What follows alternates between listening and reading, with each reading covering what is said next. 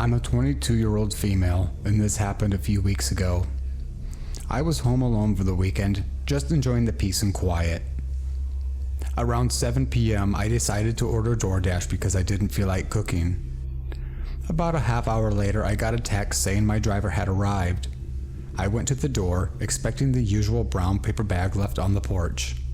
But instead, standing there holding the bag was my ex-boyfriend Jason.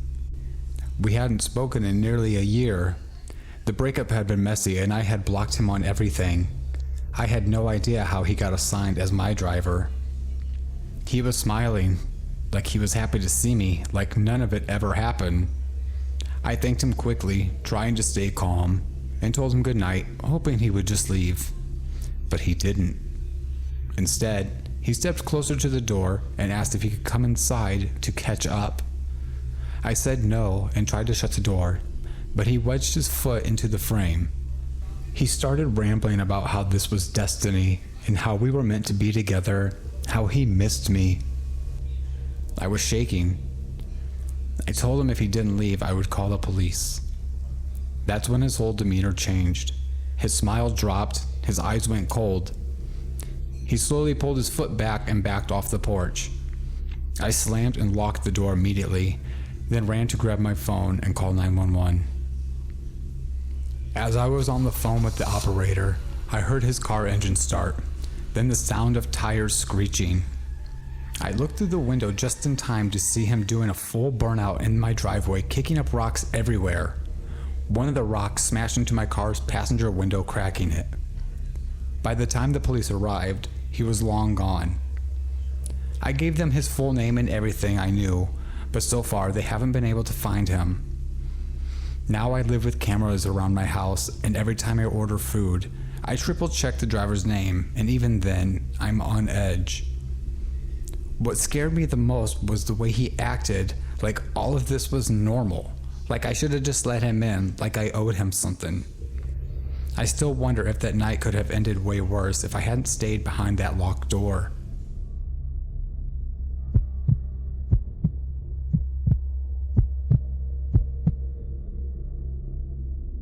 It was a Friday night and I was home alone.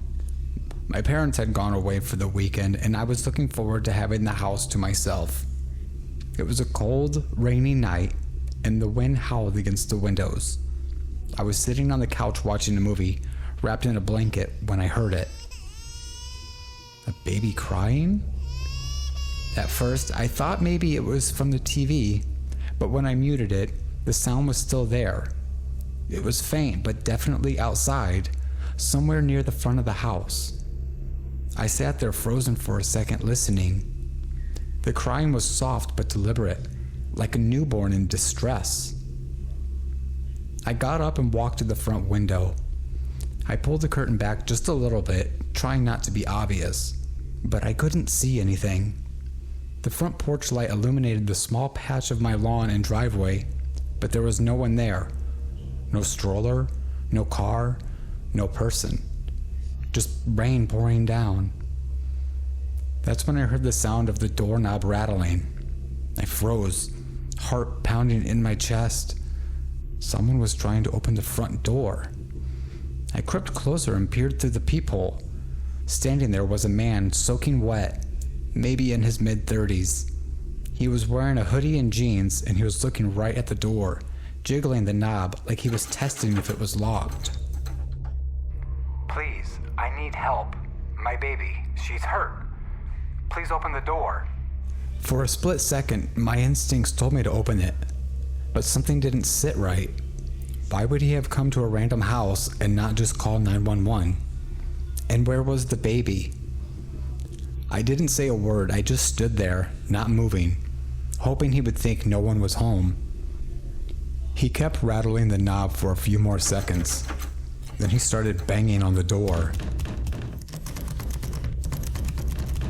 I backed away from the door slowly and grabbed my phone. I dialed 911 and whispered to the operator what was happening. She told me to stay on the line and stay somewhere safe until police arrived. Meanwhile, the man stopped banging. I peeked out the side window and saw him walking back down the driveway, disappearing into the darkness. A few minutes later, 2 police officers showed up. They searched the area but didn't find anyone. They took my statement and told me something that made my blood run cold. There had been a string of burglaries in the area over the past month. The burglars were using a recording of a baby crying to lure homeowners outside, where they would either mug them or break into the house once they left the door unlocked. It was all staged. There was never any baby. Just criminals preying on people's instincts to help. I locked every door and window that night and barely slept. And something, even now, when it's late at night and the wind is howling, I swear I can still hear a faint baby cry somewhere.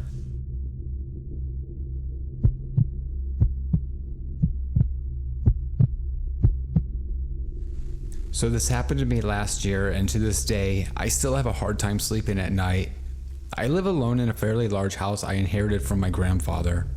It's the kind of place with creaky floors, long hallways, and doors that don't quite shut right. It always gave off weird vibes, but I figured that was just part of the charm of an older home. There was one thing about the house I never messed with though, a hidden room in the basement behind an old rotting bookcase. When I first moved in, I saw it and peeked inside and decided it was too creepy to bother with. It was basically just a narrow space under the stairs with a bunch of cobwebs and junk. I figured it was probably just for storage and left it alone. Over time though, I started noticing little things that didn't add up. At first, it was food missing from the fridge, nothing huge, just little things like a slice of pizza or a soda can. I blamed myself thinking I must have eaten it and forgot. But then it got weirder. Items in my room would be placed in a different spot where I remembered leaving them.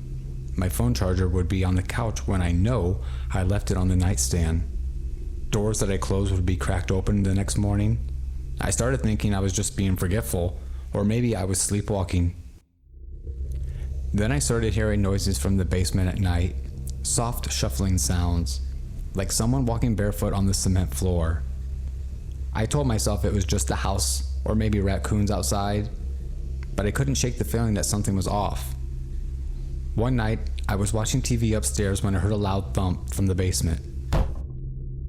Not just a creak or a pop, this was definitely a thud. I froze and turned down the volume and listened. Nothing. I decided to check it out, maybe thinking some boxes fell over or something. I went down with the flashlight and everything looked normal. Until I remembered the hidden room. Something told me to check it out. I moved the old bookcase aside, heart pounding, when I opened the narrow door and aimed my flashlight inside. I saw something that made my blood run cold. There were empty snack wrappers all over the floor, crushed soda cans, and the worst of all, bottles of urine lined up in the corner. That meant whoever was staying down here had been here for a while. And then I heard it. A faint breathing. I turned my flashlight toward the back of the room, and that's when I saw a pair of eyes staring at me from under a pile of old blankets. I ran upstairs, locked myself in the bathroom, and called the police. I could barely get the words out, I was shaking so bad. When they arrived and searched the hidden room, they pulled out a man probably in his 30s, dirty, pale, and completely silent. He had been frogging, which is when someone secretly lives in your house without you knowing. They move around while you're asleep or away, steal food, use your stuff, and hide in places you'd never think to look. Sometimes they do it for shelter, sometimes it's for more disturbing reasons. They said he'd been living down there for months, watching me, moving around while I slept. There was even a small hole in the floorboards where he could see into the living room from beneath the couch. I moved out the next day. I still can't believe it happened. And the worst part is, I never even heard him speak. He just stared at me as the cops dragged him out, like I was the intruder in his home.